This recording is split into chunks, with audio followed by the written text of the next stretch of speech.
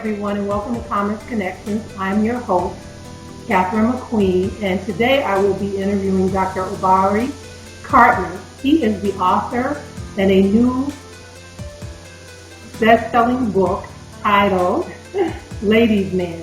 This book ignites a new conversation for young black men about building healthy relationships and manhood.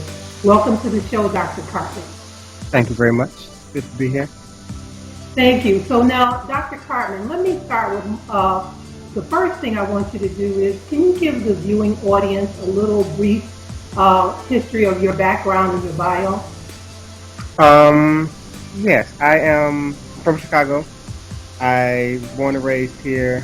One of the things that was really significant about my upbringing is that I came up in very deliberately African-centered institutions. So like my elementary school was independent school where we learned about culture and history and celebrated Kwanzaa, played djembe.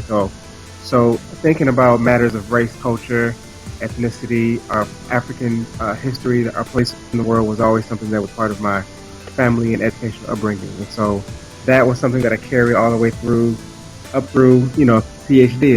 My dissertation was about African-centered identity development. So all of my work comes from that framework. So I like to introduce myself starting from that as a position because it affects how I see the world, the work that I think is important, my priorities. So professionally, my life looks like my PhD was in clinical and community psychology.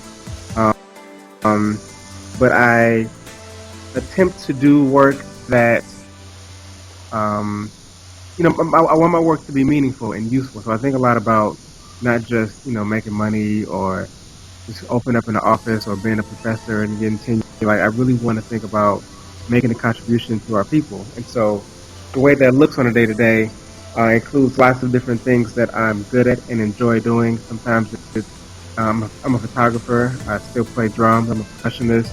I'm a writer. We're talking about the book today.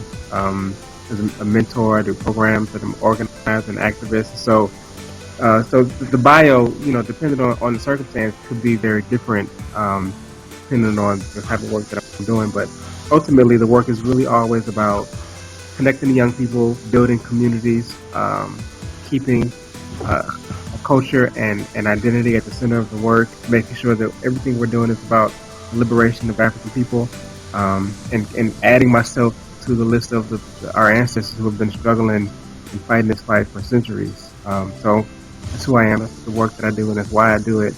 And whether it looks like a book or a workshop or a photography exhibit or drum workshop, whatever it is, it's always centered around moving our people forward and contributing to the elevation of the liberation struggle that we've been waging